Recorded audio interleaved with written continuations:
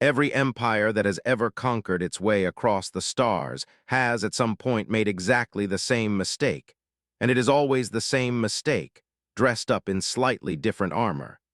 They look at a quiet planet. They see no visible fleet, no obvious defenses, no history of aggression, and they mistake that silence for weakness. Nobody ever asks the one question that would have saved them. Why would a species capable of reaching the stars choose, deliberately, to look this unthreatening? The Atheshan Dominion never asked that question either. They had conquered 40,000 systems across 12,000 years without ever once losing a war, and when their scouts reported a single, quiet, blue and green planet orbiting an unremarkable yellow star, their emperor didn't even bother attending the invasion briefing. Send the fleet. Secure the planet. Routine. What that emperor did not know, what none of his analysts had bothered to look hard enough to find, was that humanity had spent 400 years preparing for exactly this exact moment, hidden in plain sight across a galaxy that never once thought to look anywhere except directly at Earth. The declaration of war was formally received at 11 in the morning.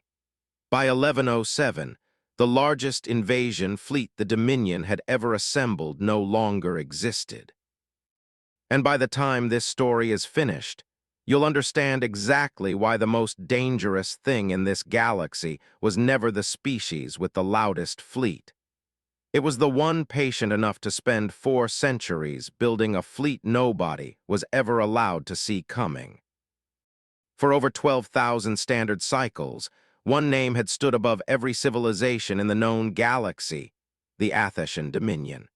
Their crimson banners flew above nearly 40,000 inhabited systems. Entire civilizations surrendered the moment a Dominion fleet appeared in orbit, their capitulation so reliable, so utterly predictable, that Dominion strategists had long since stopped bothering to prepare contingencies for actual resistance. Their warships were considered indestructible. Their soldiers were genetically engineered for conquest from birth. Their rulers had, across 12 millennia, come to believe they had achieved something close to the final stage of galactic evolution. There had never been an enemy the Dominion couldn't crush, not until they discovered Earth. To the Dominion's analysts, humanity looked almost insultingly insignificant. A single inhabited system, no interstellar colonies of any note, no ancient artifacts, no rumored superweapons, nothing at all beyond one blue planet orbiting an entirely average yellow star. The Imperial Council's assessment was blunt and dismissive in equal measure. Primitive, weak, another civilization simply waiting to be absorbed into the Dominion's endless catalog of conquered worlds. Emperor Vesic IX didn't even attend the invasion briefing personally. "Send the 5th Expansion Fleet," he ordered, barely glancing up from an unrelated matter of court business. "Secure the planet. If they resist, erase their military capacity entirely."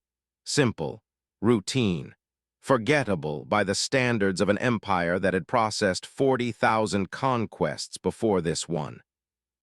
Deep beneath the Himalayan defense complex, however, a meeting unlike any other in human history was quietly taking place at almost exactly the same hour. Representatives from every nation on Earth sat around a single circular table. There were no arguments, no politics, no visible disagreements at all. At the center of the chamber floated a holographic projection of the incoming Atheshan fleet, 123 battleships, 9 planetary assault carriers, thousands of smaller escort vessels, their estimated time of arrival calculated at 23 days. General Marcus Hale rose slowly from his seat. "So," he said, "they finally came." Nobody in that room looked especially surprised. It was, if anything, an expression closer to grim confirmation, as though the entire chamber had been quietly expecting this exact day for generations. An elderly woman wearing the insignia of the Earth Strategic Council gave a slow, measured nod. Protocol Sentinel has projected this scenario for over 200 years, she said. A younger officer near the back of the room looked visibly confused. You mean this was always going to happen? We knew. The woman's expression softened just slightly. Not if, she said, when. The room remained quiet, absorbing that. General Hale touched a control on the holographic display, and a hidden section of the galactic map suddenly bloomed into view. Thousands of stars glowing a soft, steady blue, spreading far beyond anything the young officers in that chamber had ever seen represented on any official chart. Several officers actually gasped aloud. Many of them, despite decades of service, had never once seen this particular map before. "What is this?" one admiral whispered. "Hell," he answered without hesitation. "Our real territory." Gasps rippled around the chamber a second time, louder now. Earth, it turned out, was not humanity's only home. It wasn't even, by any meaningful strategic measure, humanity's most important one. For centuries, quietly and with almost obsessive discipline, humanity had expanded far beyond any explored, catalogued space. They had built hidden shipyards inside the churning heart of rogue nebulae. They had constructed entire fortress worlds tucked inside the gravitational shadows of black hole clusters. They had established research stations orbiting dead galaxies nobody else had ever bothered surveying closely.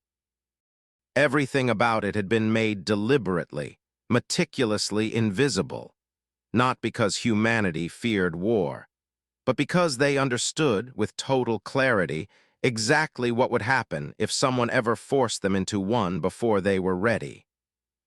A young scientist activated a second holographic display, and gigantic warships bloomed into view, each one dwarfing an entire city, some stretching more than 50 kilometers from bow to stern, carrying weapons that made stars themselves look fragile by comparison.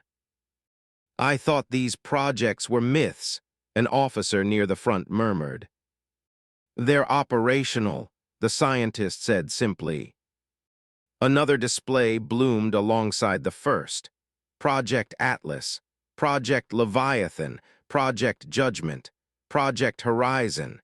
Names known until this exact moment to fewer than a dozen people in all of human civilization.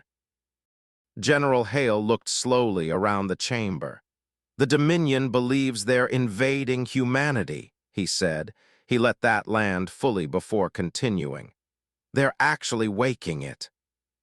Nobody in that room celebrated. Nobody smiled. Every single person present understood with total clarity the cost of what was coming. Humanity had spent centuries deliberately avoiding open war.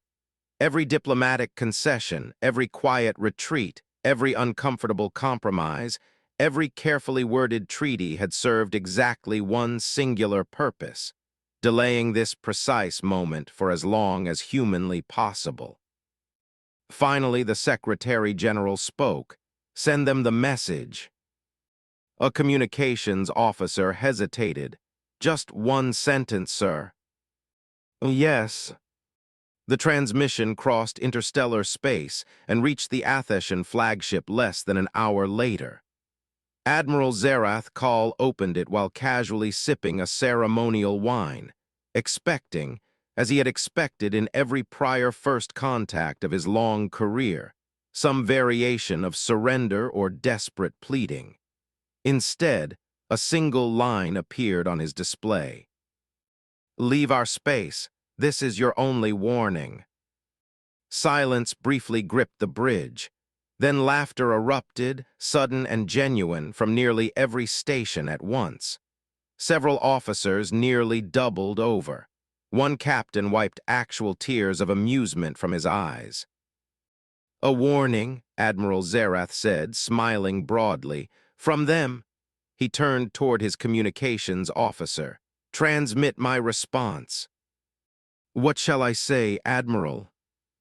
Zerath looked out at the stars beyond the viewport, utterly unbothered. "Tell humanity the strongest empire in this galaxy has never once retreated." The message reached Earth within minutes. General Hale read it exactly once, closed the display without comment, and quietly gave an order that had sat sealed and locked for over 400 years. "Activate Guardian Protocol across every hidden sector of the galaxy." Ancient shipyards, some of them older than most currently recognized civilizations, came alive all at once. Dormant fleets powered up in silent unison. Artificial stars, constructed for a purpose few living humans fully understood, ignited across a dozen hidden systems. Moon-sized factories began producing weapons once considered purely theoretical. Silent worlds, hidden for centuries deep in the galaxy's forgotten corners, finally quietly awakened.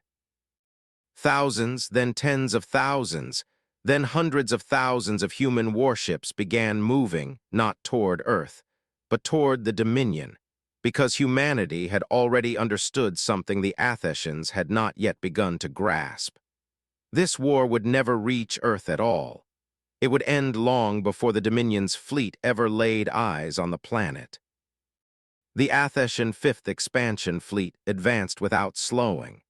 To Admiral Zerath, humanity's warning had become something close to a running joke, replayed and mocked across every bridge in his armada. "Leave our space," officers would recite to each other between shifts, doing exaggerated impressions of a species they considered barely capable of defending a single star system, let alone issuing credible ultimatums to an empire 12,000 years in the making. The fleet crossed another parsec, engines blazing like small, controlled suns, thousands of escort vessels holding perfect formation around 9 colossal assault carriers. The flagship Imperious Wrath leading the advance with unshaken confidence. "Any response from Earth?" Zerath asked his communicati. "Ons officer." "None, admirals." Zerath smiled. "They're frightened." Far from the Imperial fleet, however, hidden sensors tracked every single movement with absolute, unwavering precision. No alarms sounded across human space. No panic spread. Instead, every course correction, every weapon's calibration, every scrap of communication from the Athetian fleet was quietly, methodically recorded by an intelligence network vast enough that even most senior human admirals had no idea of its full extent. Deep inside Sol Defense Command, General Hale watched the tactical display in silence. Thousands of pale blue markers represented hidden human assets scattered across the galaxy. The Dominion's red icons drifted steadily, confidently closer. "They're ignoring us," one officer observed. Hale nodded slowly. "They always do." Another commander looked up from his own console. "Permission to engage." "Denied." The room went quiet. "But sir," the officer pressed, "they'll reach the outer colonies." "They'll reach exactly where we want them," Hale said calmly. The officer frowned, but said nothing further. Hale wasn't protecting Earth anymore. He was protecting the plan, a plan 4 centuries in the making, one that required an enemy fleet to travel exactly deep enough into human territory before the true nature of that territory became apparent. Aboard the Titan-class dreadnought Meridian, one of the first vessels to receive the activation order, Lieutenant Commander Sarah Ockhaffer had spent the better part of her adult life training for a war she genuinely believed. Until this exact morning, she would never actually see. She'd been recruited at 19 out of a small farming colony orbiting a star with no official name. told only that her aptitude scores qualified her for classified service, and had spent the 11 years since learning to fly a warship. She had never once been permitted to describe to her own family back home. "You ever think it's not really going to happen?" Her co-pilot, a quiet, steady man named Devesh Rao, asked her as the Meridian's engines came fully online for the first time outside a simulation chamber. 400 years of waiting. Feels almost unreal that it's actually today. "I think about it constantly," Sarah admitted, running her pre-flight checks with hands that, despite 11 years of discipline, were not entirely steady. "My grandmother used to tell me stories about this moment like it was a bedtime story, Guardian Protocol, the day the doors finally open." She looked out at the assembling formation around her. Hundreds of ships she'd trained alongside for over a decade suddenly filling the void where moments earlier there had been nothing but empty, silent space. "I never actually believed I'd be the generation it happened to." "Scared?" Devesh asked. "Terrified," Sarah said honestly, "but not of them." She nodded toward the distant, unseen Dominion fleet, still hundreds of thousands of kilometers away. Of getting this wrong, of being the reason 4 centuries of waiting wasn't enough. Devesh didn't have an easy answer for that, and neither of them spoke again until the order to move finally came through, carrying them, along with 300,000 other ships, silently into position behind an enemy that had no idea it was already surrounded. Nearly 2,000 light-years away, inside a dark nebula that officially did not exist on any galactic map at all, gigantic doors opened for the first time in nearly 3 centuries. An entire moon split apart along seams nobody outside a handful of human engineers had ever known existed. Hidden beneath its surface rested one of humanity's greatest and best-kept secrets, Shipyard Epsilon. Millions of maintenance drones flooded outward into open space. Energy conduits illuminated one after another, banishing centuries of darkness beneath oceans of soft blue light. And then, slowly, deliberately, the first Titan-class dreadnought powered up. It measured over 60 kilometers from bow to stern. Its armor consisted of layered graviton alloys capable of surviving, structurally intact, inside the corona of an active star. Its central spinal weapon was neither a railgun, nor plasma, nor antimatter. It was something humanity had sworn, centuries earlier, never once to use unless the survival of the species itself was genuinely at stake. Its official designation remained classified even among most of its own crew. They simply called it the Silence. One by one, dozens of Titans powered up. Then hundreds. Elsewhere across hidden sectors, entire fleets emerged from concealed asteroid fortresses, stealth carriers decloaked around rogue planets nobody had ever mapped, and orbital factories began launching new destroyers every few minutes, tireless and relentless. Humanity wasn't mobilizing. Humanity had already finished preparing centuries earlier. It was simply, finally, opening the doors. Meanwhile, the wider galactic assembly watched events unfold. Growing, uneasy concern. Representatives from hundreds of civilizations gathered inside the assembly's great council chamber. Most had expected nothing more than another routine Dominion conquest, forgettable within a decade. Instead, something felt distinctly, unsettlingly different this time. An elderly ambassador from the Car Dominion rose slowly to her feet. "The humans issued a warning," she said. A younger delegate laughed openly. "And they've never issued one before that we know of." Another representative waved the concern away entirely. "They're bluffing." But several of the older, more experienced civilizations in that chamber exchanged distinctly uneasy glances, and one particularly ancient species remembered. quietly, an old proverb passed down across generations. Fear the species that avoids war longer than it reasonably should. Nobody spoke those particular words aloud, but more than a few delegates left that session considerably less certain than they had entered it. Back aboard the Imperious Wrath, long-range sensors suddenly detected faint, inexplicable gravitational distortions. The sensor chief frowned at his console. "Admiral, we're picking up unusual readings." "What kind?" "They keep disappearing every few seconds." "Equipment malfunction," Zerath said, barely glancing over. "We've checked 3 separate times, Admiral." Zerath finally walked toward the tactical display himself. Empty space. No ships, no contacts, nothing visible at all.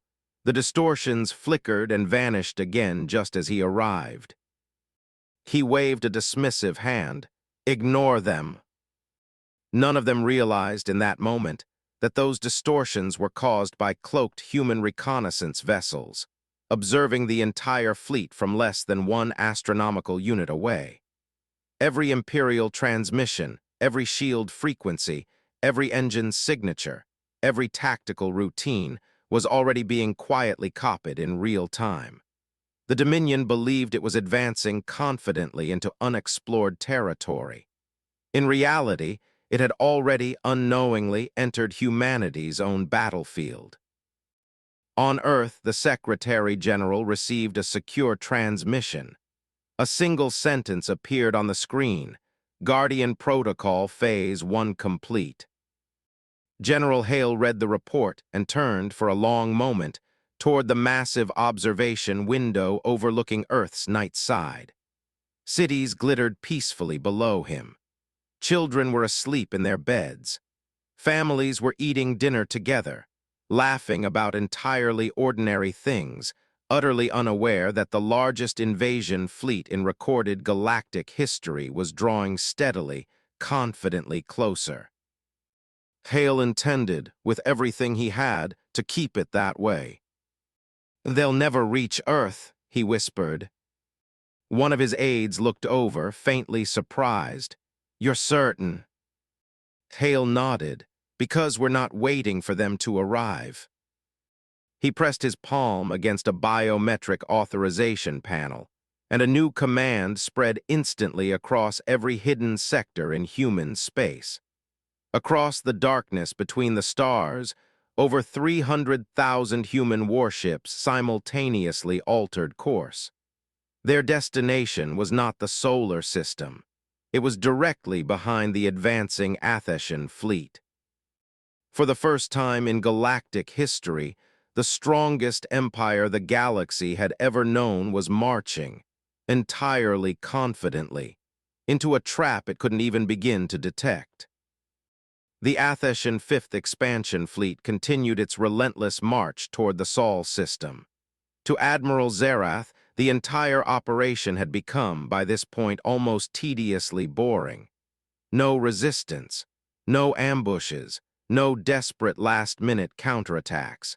Humanity's continued silence only reinforced everything the Dominion already believed, that Earth had finally, quietly accepted the inevitable. "Estimated time to the Sol frontier?" Zerath asked. The navigation officer checked his console. 36 hours, Admiral." "Excellent. Inform the assault carriers to begin preparing occupation protocols." The officers acknowledged the order with total, unwavering confidence. Nobody in that fleet questioned the outcome. After all, the Atheshan Dominion had conquered civilizations far older and far more advanced than this one. One more world would simply become another jewel in the Emperor's ever-expanding crown. Then the bridge lights flickered, just for a fraction of a second. "Report," Zerath said sharply. "Minor gravitational fluctuation, Admiral." Again the strange readings appeared, stronger this time. The sensor chief adjusted every available frequency on his console, his hands moving faster than usual. I don't understand this. The tactical display slowly resolved thousands of faint, ghostly energy signatures. Then, just as suddenly, they disappeared entirely. The bridge fell into an uneasy silence. "They're gone again," the officer whispered. "Natural phenomenon," Zerath said, though something in his own voice had lost a fraction of its earlier certainty. Nobody argued the point openly, but deep down, every experienced officer on that bridge felt the exact same uneasy sensation settling into their chest. Something was watching them. Nearly 800 light-years away, inside humanity's hidden command nexus, General Marcus Hale stood before an enormous holographic projection of the galaxy.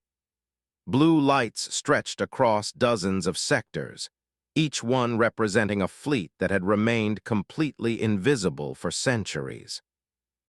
Admiral Elena Reyes entered the chamber briskly. "The final numbers are confirmed." Hale looked over. "Report." She allowed herself a small, tight smile. "Operation Iron Horizon has exceeded every projection." With a wave of her hand, the display expanded further, rows of military formations unfolding across the projection. First, Guardian Fleet. Second, Expeditionary Armada. Titan Battle Group Alpha, Deep Void Command, Eclipse Carrier Division, Leviathan Defense Network. One by one, the numbers climbed steadily higher. 5,000 ships, 20,000, 50,000, 100,000. Then, finally, 312,000 combat vessels. Even several senior officers in that chamber stared at the final total in open disbelief. "We've been building this in secret for 400 years, Hale said calmly. Another officer looked genuinely stunned. How did the galaxy never notice? Reyes answered before Hale could. They were looking at Earth. She enlarged another section of the map. While everyone watched one star system, humanity quietly spread everywhere else. Hidden shipyards, artificial asteroid belts, rogue planetary factories, deep space construction platforms, entire civilizations of human colonists living far beyond any known chart. Everything had remained completely silent. Everything had remained completely hidden right up until this exact moment. Meanwhile, inside the Dominion's imperial capital, Emperor Vesic IX held court within the magnificent Hall of Conquest, its marble floor projecting holograms of every civilization the Dominion had ever defeated across 12,000 years. Thousands of glowing stars, thousands of victories. The Emperor admired them with obvious, practiced pride. A messenger entered the hall. "Your Majesty." "Speak." "The Fifth Fleet reports no resistance whatsoever." The Emperor smiled faintly. "I expected as much." Another advisor stepped forward, more cautious than the first. "Sire, several of our border listening posts have gone silent." Vesic barely looked up. "Pirates most likely dispatch a patrol." "As you command." Nobody in that hall realized, or even considered, that those listening posts hadn't actually been destroyed. They had simply, quietly vanished, surrounded and disabled by human special operations teams that had disabled every communication array without firing a single visible shot in the process. The Dominion wasn't losing territory. It was losing information, piece by careful piece, and nobody at the highest levels of Imperial command had yet noticed. Back with the Fifth Expansion Fleet, the strange sensor readings returned, this time refusing to disappear immediately. The tactical display filled steadily with hundreds, then thousands, of faint blue echoes. The sensor officer's breathing turned visibly uneven. "Admiral, I don't think these are anomalies." Zerath walked closer to the display himself. The signatures multiplied again, then, all at once, every single contact vanished completely. "What happened?" he demanded. "I don't know, sir." The bridge crew exchanged increasingly nervous glances. Finally, Zerath slammed one fist against the command rail. "I've had enough of these phantom readings. Continue toward Earth." The fleet obeyed. None of them yet understood that the blue echoes weren't sensor glitches at all.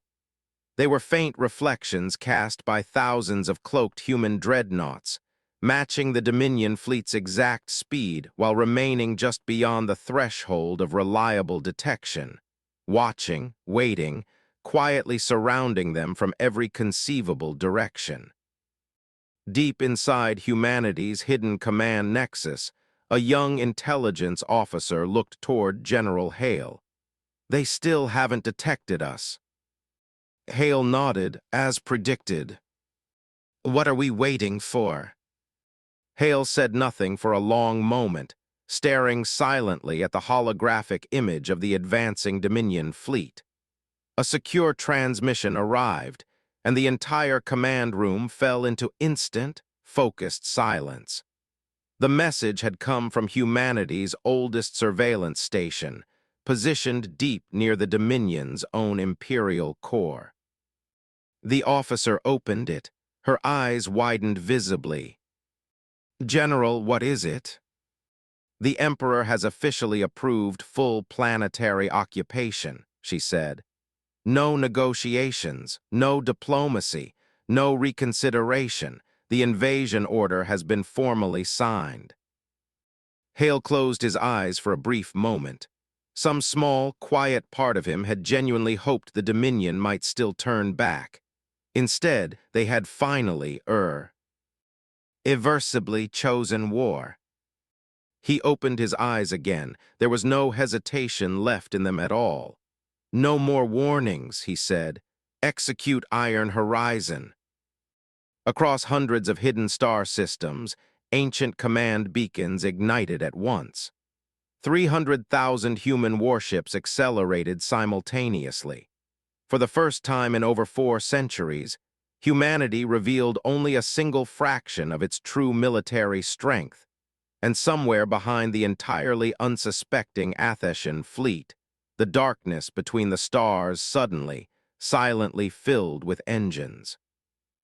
An ocean of soft blue light came alive all at once. The hunt had officially begun.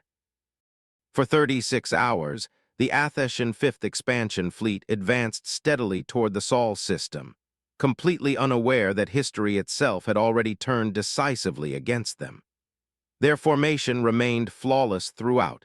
Planetary assault carriers held the center. Battleships guarded the flanks, destroyer squadrons swept ahead, while reconnaissance drones scanned every cubic kilometer of surrounding space. Everything appeared entirely normal. Everything appeared, to every officer aboard that fleet, entirely safe. That illusion was precisely what humanity needed it to remain. Deep within the flagship Imperious Wrath, Admiral Zerath reviewed the final stages of the invasion plan with his senior staff. First wave secures orbital superiority. Second wave disables planetary defenses. Third wave occupies major population centers. His officers nodded with total confidence. Earth would fall by every projection within 48 hours. Then the sensor officer suddenly froze. Zerath didn't look up immediately. "What is it now?" "I'm detecting gravitational spikes again, Admiral." The bridge crew exchanged frustrated glances. For days now, strange readings had appeared and vanished without any coherent explanation. "Another phantom signal?" Zerath asked, his patience visibly thinning. The officer swallowed hard. "No, sir, this time they're increasing." The tactical display illuminated with dozens of blue points, then hundreds, then thousands. nearly 5 million kilometers behind the Dominion fleet. The first human dreadnought disengaged its stealth field entirely. A colossal white warship emerged from the darkness, its layered ceramic titanium armor reflecting distant starlight, brilliant blue energy veins pulsing steadily across its massive hull, as 6 fusion engines ignited with breathtaking intensity. It was larger than any single vessel the Dominion had ever constructed in 12,000 years of shipbuilding. Moments later, another appeared, then another, then dozens more in rapid, relentless succession. Entire formations materialized across empty space that had shown nothing at all only seconds earlier. Titan-class dreadnoughts, Guardian battle cruisers, Leviathan carriers, Horizon missile platforms. Hundreds became thousands. Thousands became tens of thousands. The surrounding darkness itself seemed to physically transform into an endless ocean of white warships, glowing softly with pulsing blue light. On the bridge of the Imperious Wrath, alarms erupted violently. Contact, multiple contacts, correction, massive contacts.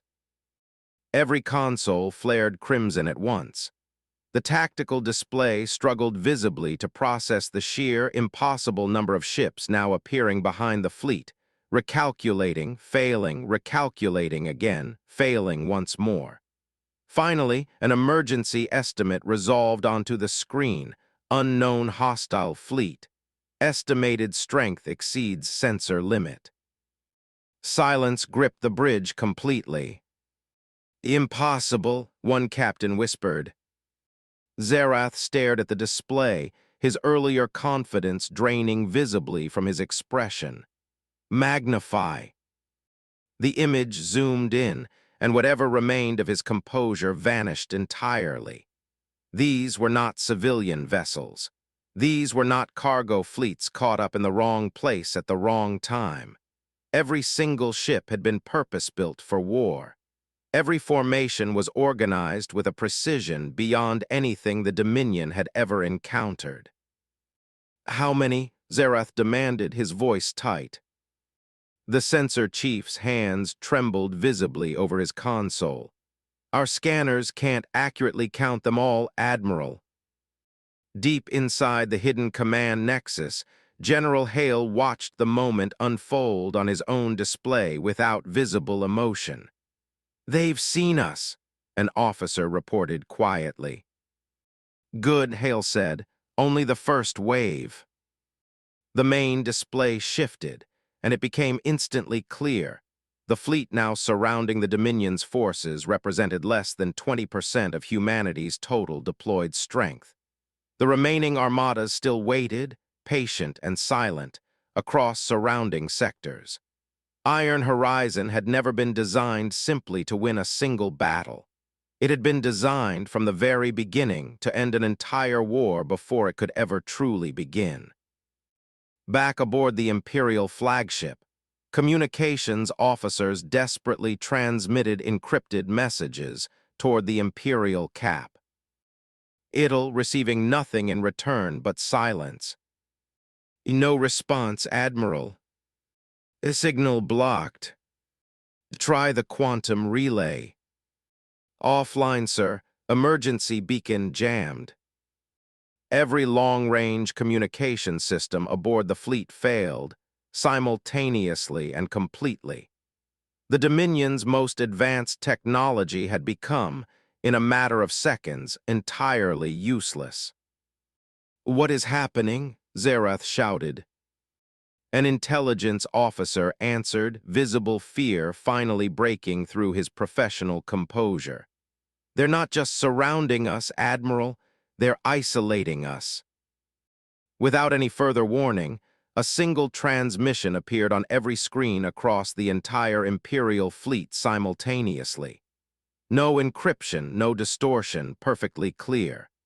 The image showed General Marcus Hale standing calmly inside humanity's strategic command center, his expression carrying nothing that resembled triumph, only a quiet, almost disappointed steadiness. "Admiral Zerath," Hale said, "you were given one warning."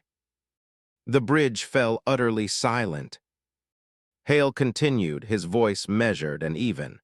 Humanity avoided this exact conflict for centuries. We signed treaties we didn't have to sign. We withdrew from disputed systems we could easily have held. We remained silent while stronger empires openly mocked our restraint. He paused. Not because we were weak, because we understood better than anyone in this galaxy exactly what war truly costs a species that fights it. The holographic image shifted, revealing endless formations of human warships stretching beyond any reasonable sensor range. Today, Admiral, you crossed the only line that ever actually mattered. Zerath stepped forward toward the screen. The Atheshan Dominion does not surrender, he said, his voice carrying whatever pride remained available to him. Hale nodded almost respectfully. I know, neither does humanity. The transmission ended. Seconds later, across the surrounding darkness, more stealth fields disengaged at once. Entire sectors lit up with fresh blue engine trails. New fleets emerged above, below, and to both flanks of the Dominion's shattered formation. The Imperial fleet wasn't merely surrounded anymore. It was completely enclosed, sealed inside a vast sphere of human warships extending millions of kilometers in every possible direction. One young Imperial officer stared at the tactical display, his voice barely rising above a horrified whisper. Admiral, there is no escape route. For the first time in 12,000 years, the strongest empire in the galaxy realized, with total, sickening clarity, something none of them had ever once considered possible. They were no longer the hunters, they had become the prey. An eerie silence settled across the battlefield. Millions of kilometers of open space separated the two greatest military forces the galaxy had ever assembled, and yet not a single weapon had actually fired. The stars themselves seemed to hold their breath. On the bridge of the imperious Wrath, Admiral Zerath stared at the impossible tactical display surrounding him from every angle. Never in Atheshan history had an enemy assembled a fleet of this scale. Never had the Dominion itself been surrounded so completely. Yet surrender had never once been part of Imperial doctrine, not in 12,000 years of continuous conquest. Zerath straightened his uniform and turned toward his officers. The Empire has faced impossible odds before, he said, his voice carrying across the bridge. We are Atheshan. We break our enemies. We do not fear them. His crew answered in unison, for the Empire. Across the fleet, thousands of warships raised their shields in coordinated response. Massive plasma cannons rotated into firing position. Missile bays opened along every visible hull. Fighter squadrons launched from the assault carriers in swarms of gleaming metallic insects. The battle had, in that instant, become entirely inevitable. Inside humanity's strategic command nexus, General Hale watched every movement with careful, focused attention. Their weapons are charging, an operations officer reported. I see it, Hale said quietly. Admiral Reyes looked toward him. Should we fire first? Hale remained silent for several long moments before finally answering. No. The officers around him exchanged confused, uncertain glances. They invaded our space, Reyes pressed gently. History will remember today, Hale said. Let history also remember that humanity never fired the first shot. The command center fell silent, and every person present understood in that moment exactly what he meant. This was never simply about winning. It was about proving, beyond any possible doubt, exactly who had truly chosen this war. Back aboard the Imperious Wrath, Alarms suddenly echoed across the entire flagship. Thousands of plasma lances erupted into the surrounding darkness. Hypersonic missiles accelerated far beyond visible light. Particle beams carved brilliant, burning rivers through the void. T was the largest opening barrage in the entire history of the Athetian Dominion. Inside humanity's command nexus, nobody moved. The incoming attack filled every tactical display simultaneously. Impact in 5, 4, 3, 2, 1. The Imperial barrage struck, or at least it should have. Instead, every single plasma beam bent sharply sideways, as if space itself had physically twisted around them. Missiles vanished entirely into shimmering blue distortions. Particle cannons dispersed harmlessly into scattered, drifting light. The entire assault simply disappeared, absorbed by something none of the Dominion's sensors could even begin to properly categorize. Silence gripped both fleets simultaneously. The Imperial bridge froze entirely. "What happened?" a weapons officer whispered. The sensor chief stared at his readouts in open disbelief. Their defensive field, it isn't absorbing the attack. It's redirecting space itself. General Hale spoke calmly into the silence of his own command room. Gravity lattice shields. A young officer nearby allowed himself a small, grim smile. They've never seen fourth-dimensional defensive geometry before. They were about to... Without warning, a calm human voice echoed simultaneously across every Imperial communication channel still functioning. "Your attack has been recorded. You have initiated hostilities. Guardian Protocol authorizes full defensive response." The transmission ended. Seconds later, thousands of human warships moved as one, not with panic, not with chaos, but with flawless, coordinated precision. The massive Titan-class dreadnoughts slowly rotated in unison. Entire sections of their hulls opened simultaneously, revealing hidden weapon systems for the first time in recorded history. The enormous spinal cannons began glowing with deep sapphire light, their energy levels climbing steadily beyond anything Imperial sensors could accurately measure. Warning alarms screamed across every single Athetian vessel. Unknown energy signatures detected. They're locking onto us. Estimated weapon output unavailable. One frightened officer looked toward Zerath. "Sir, I don't think those are plasma weapons." Before Zerath could formulate any kind of response, General Hale issued a single, quiet command. "Disable, not destroy, disable." Across the entire battlefield, thousands of brilliant blue beams erupted at once, traveling in absolute eerie silence. No explosions, no roaring energy discharge, just brilliant, clean lines of light crossing the darkness between fleets. One after another, Imperial battleships simply, quietly stopped. Their shields collapsed instantly.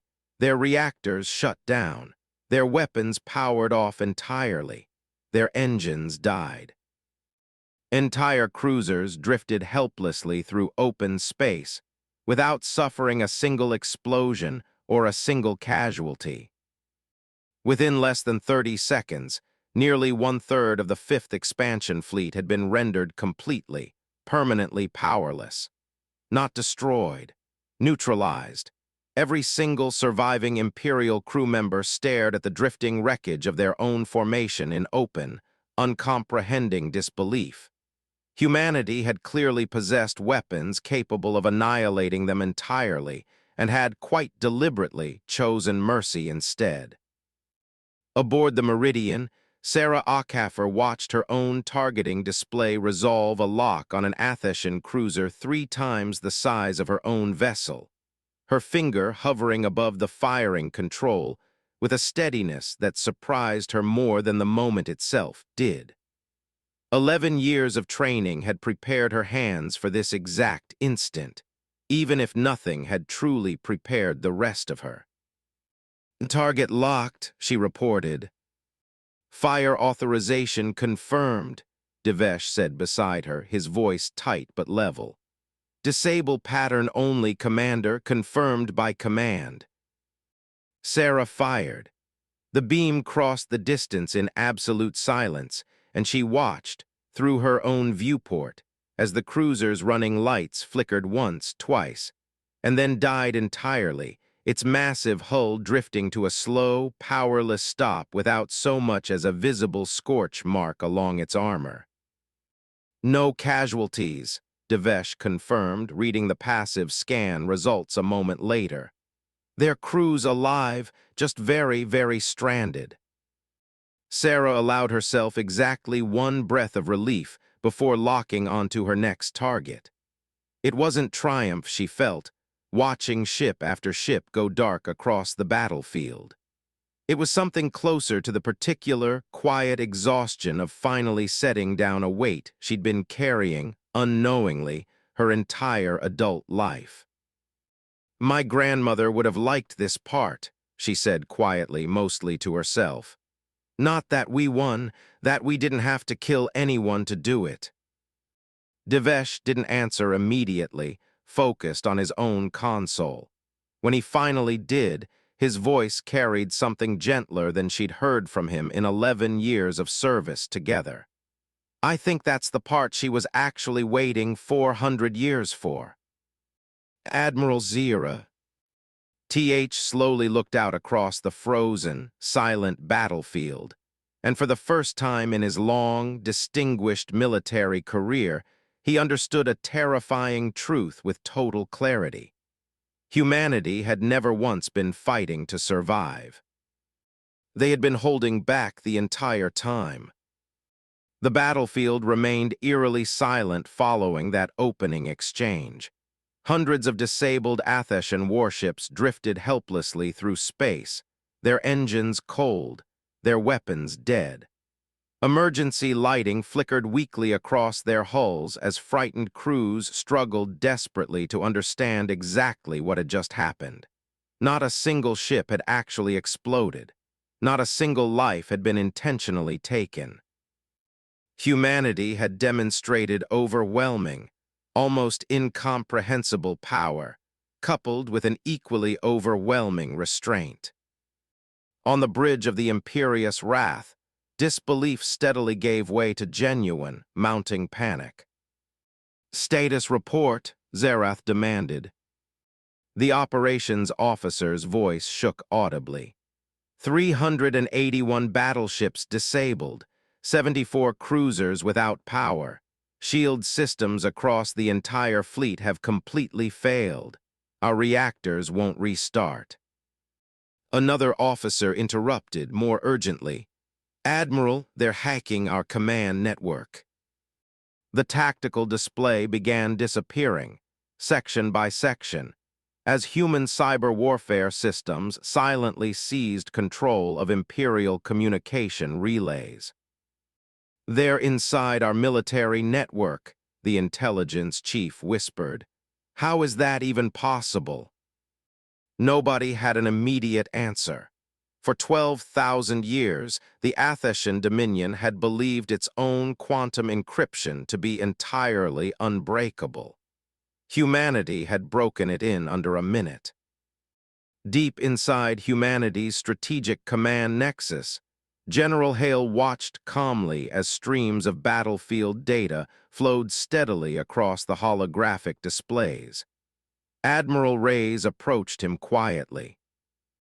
"Phase 1 is complete." "Casualties?" Hale asked.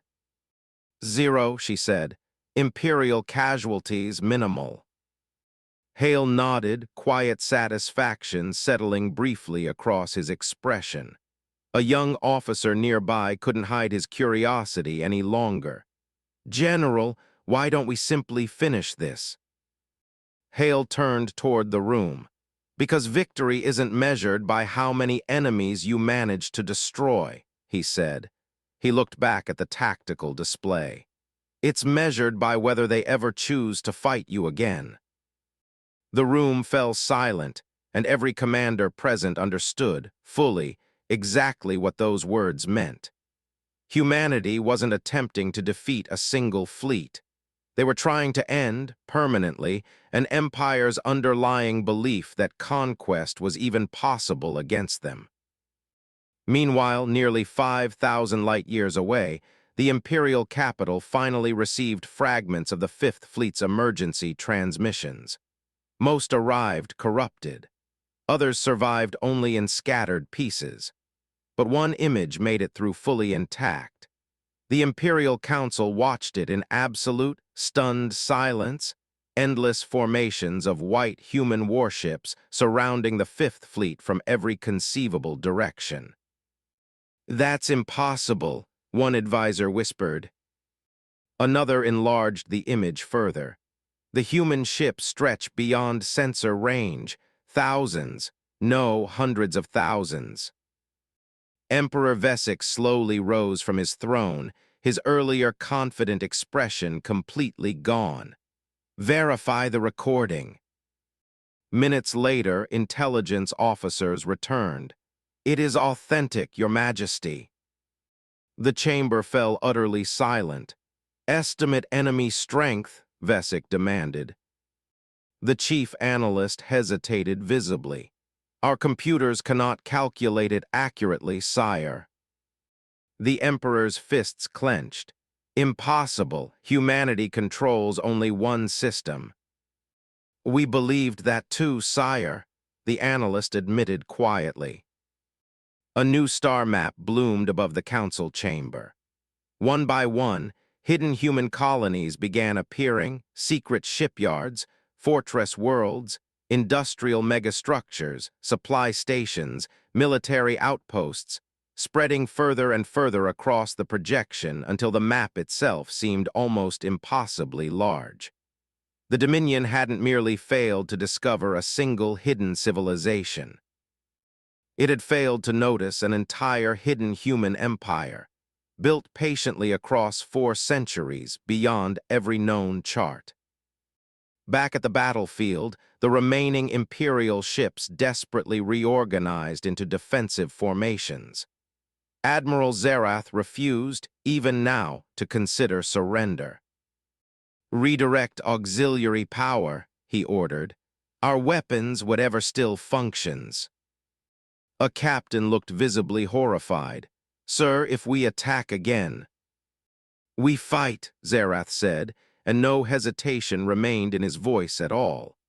The Empire had chosen pride over survival. Human long-range sensors detected the resulting power surge immediately. "General," Hale said quietly, "I'd hoped he'd stop." Admiral Reyes nodded beside him. "So did I." A communications officer looked over. "Permission to issue one final warning." Hale considered it for several long seconds, then nodded. A transmissee. On appeared once more across every surviving Imperial vessel. General Hale stood against the backdrop of humanity's massive command center, his voice remaining calm and level. "Admiral Zerath, you have witnessed only our defensive systems. You have lost no cities, no worlds, no civilians, no fleet has actually been destroyed. You still have a choice. Withdraw, take your people home. There will be no pursuit." The message ended. Silence returned. Every eye aboard the Imperious Wrath turned toward Zerath. His first officer spoke softly. "Sir, we should leave." Several captains nodded in quiet agreement. Even hardened veterans understood in that moment that this particular war could never be won. Zerath closed his eyes. For a brief, fragile moment, he genuinely considered retreat. Then he remembered the pride of his empire, the expectations of his emperor, 12,000 years of unbroken conquest sitting heavily on his shoulders. He opened his eyes again. His decision had already been made. "Charge every remaining weapon," he said. Across the battlefield, Imperial reactors roared back to full life. Human sensors instantly detected the activation. Hale lowered his head briefly, then looked toward Admiral Reyes. "The warning has been refused." She nodded solemnly. "What are your orders, General?" Hale's answer echoed across every human fleet simultaneously. "Guardian Protocol, Phase 2. Almost instantly, the blue lights of hundreds of thousands of human warships brightened in perfect, unified sequence. This time, humanity would no longer be fighting with the same measure of restraint it had shown so far.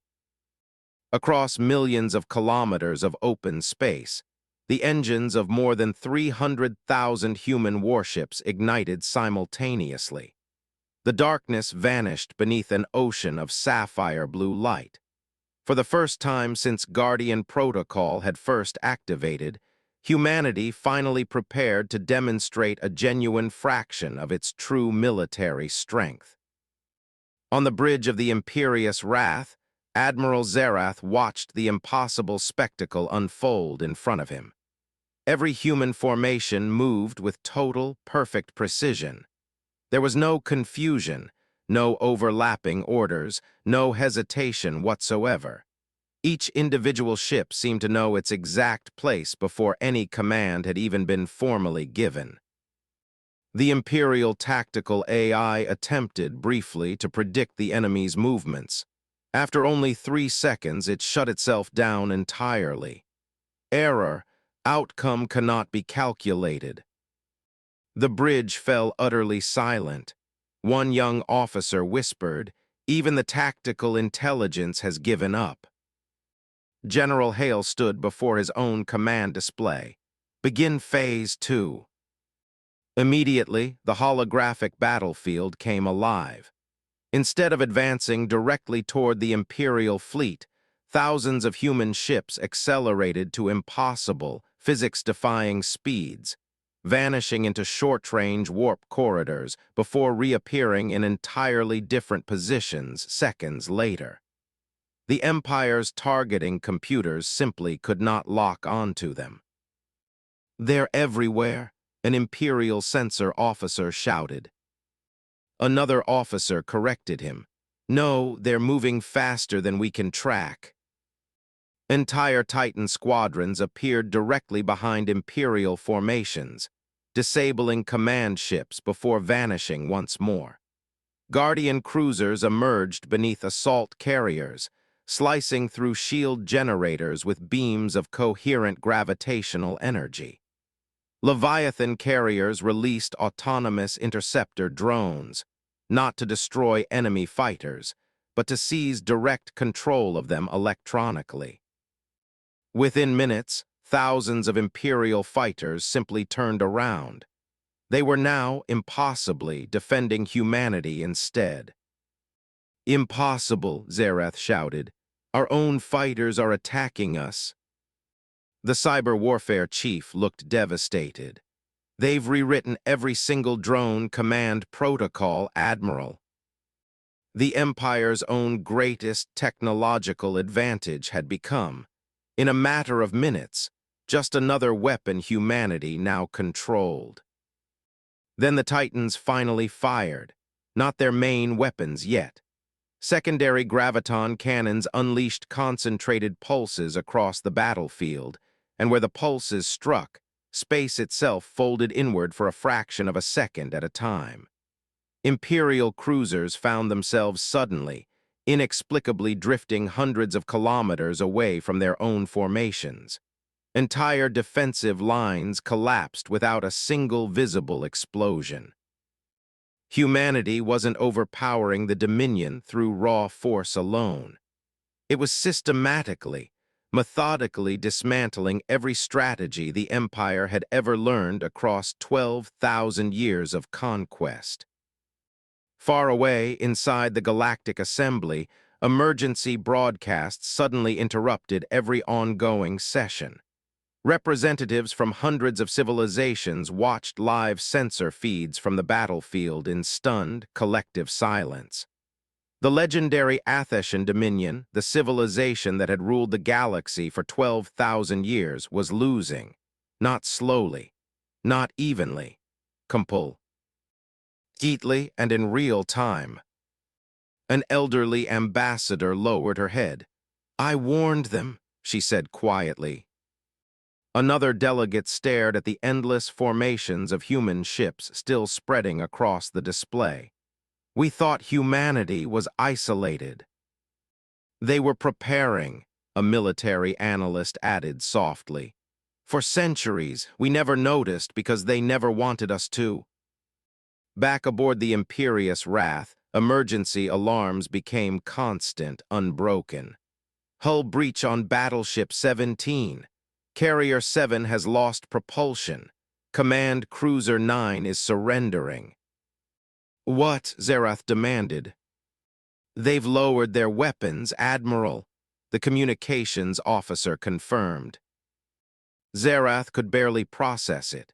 Imperial captains had never surrendered, not once in 12,000 years of recorded history.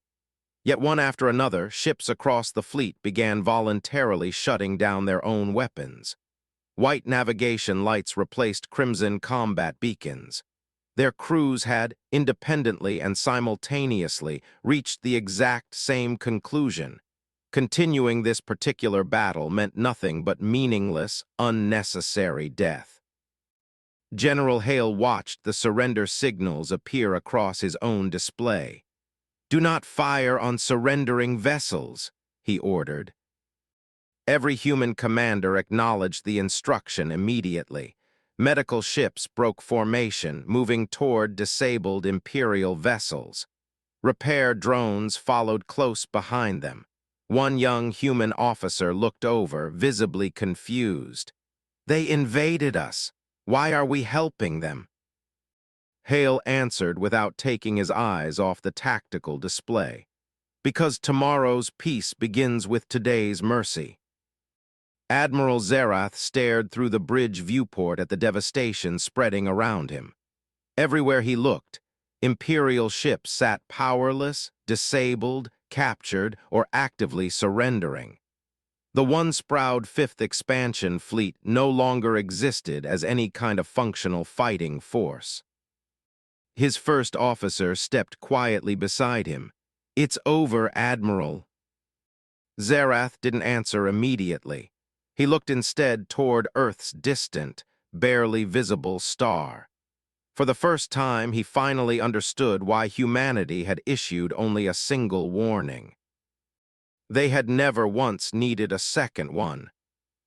At that exact moment, a priority transmission arrived from the Imperial capital. It contained only 4 words: "Return if possible." Zerath slowly closed his eyes. The Emperor himself had already abandoned the invasion, but it was already, unmistakably, far too late. The Fifth Expansion Fleet had ceased to exist as any meaningful military force.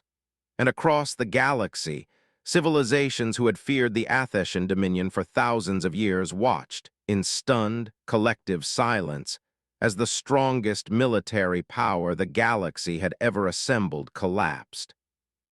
Not beneath superior numbers alone, but beneath the patience, the preparation, and the restraint of a civilization that had begged, quietly, for peace right up until the moment it had no other choice left at all.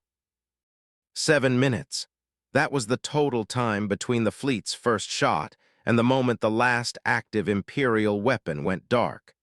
7 minutes to unravel 12,000 years of unbroken conquest. 7 minutes to prove, beyond any argument, that humanity had never been the weakest species in the galaxy.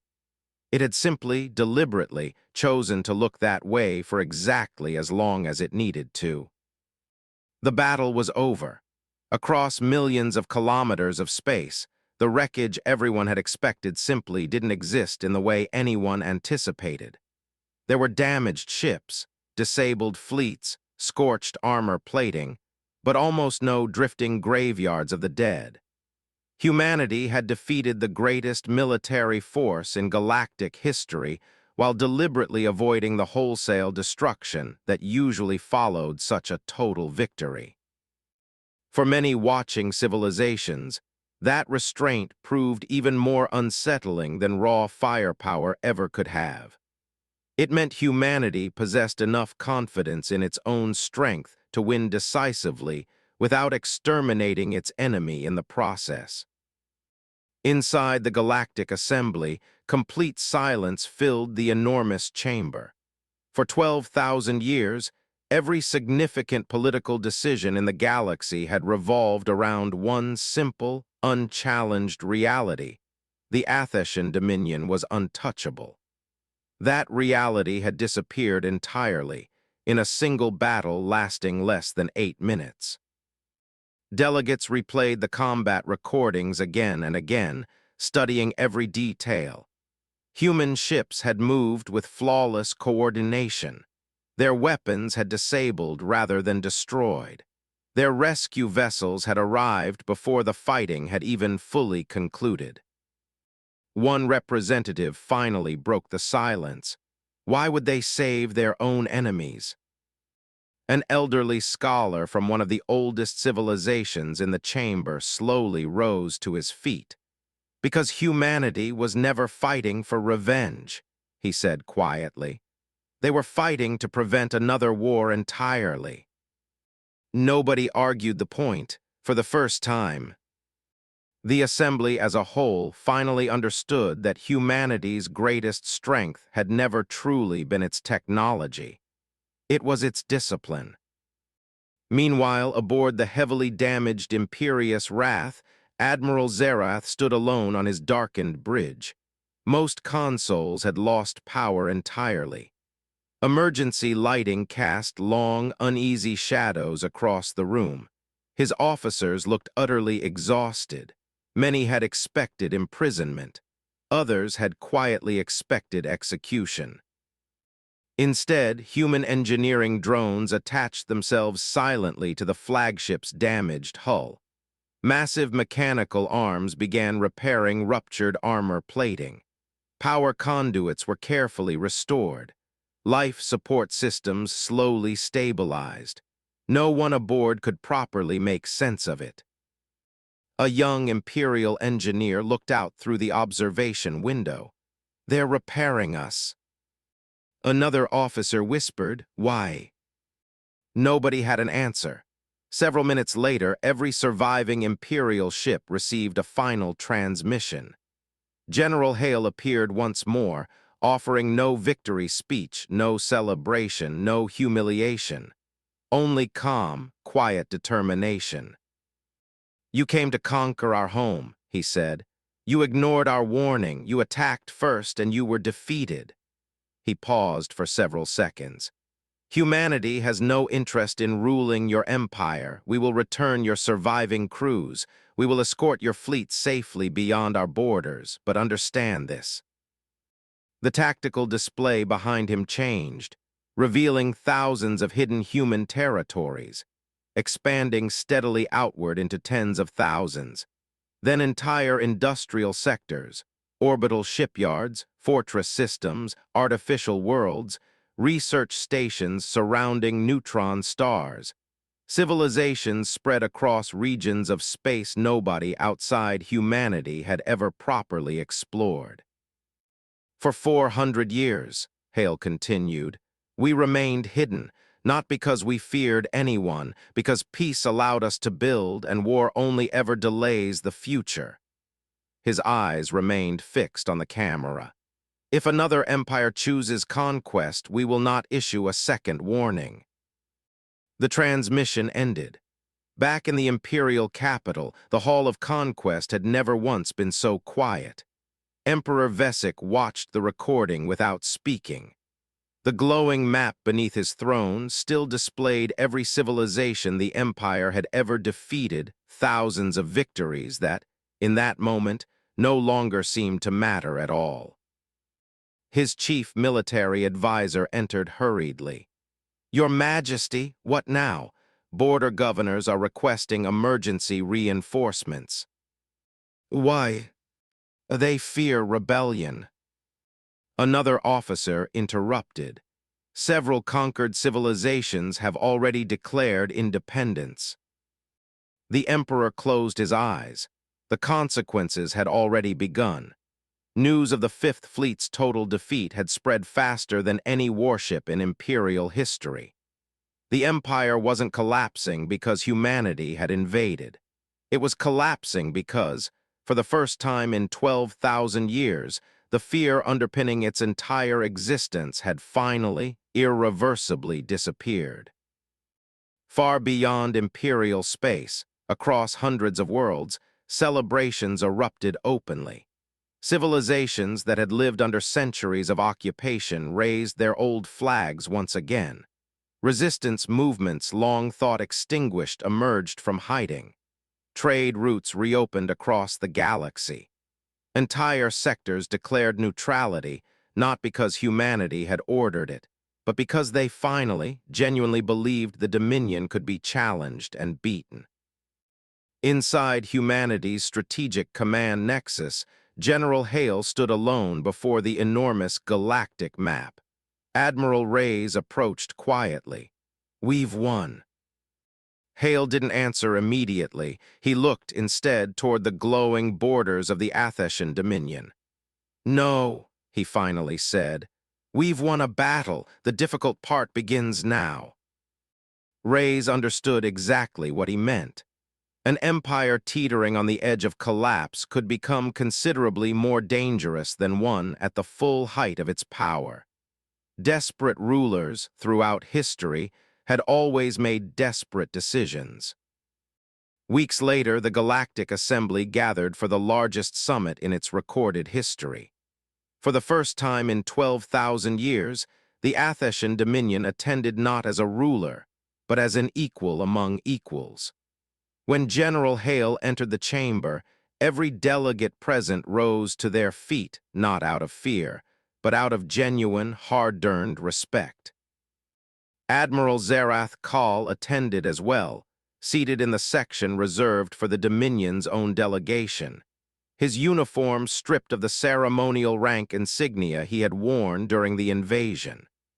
He had requested, personally, the opportunity to address the chamber before the summit's formal business began, and the Assembly, somewhat to his own surprise, had granted it.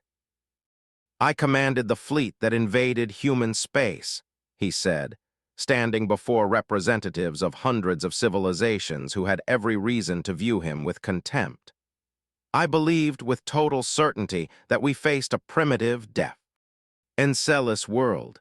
I was wrong in every possible way a commander can be wrong, and it cost my people nothing but our pride, because the species I attacked chose mercy at every single opportunity where cruelty would have been not just easier, but entirely justified."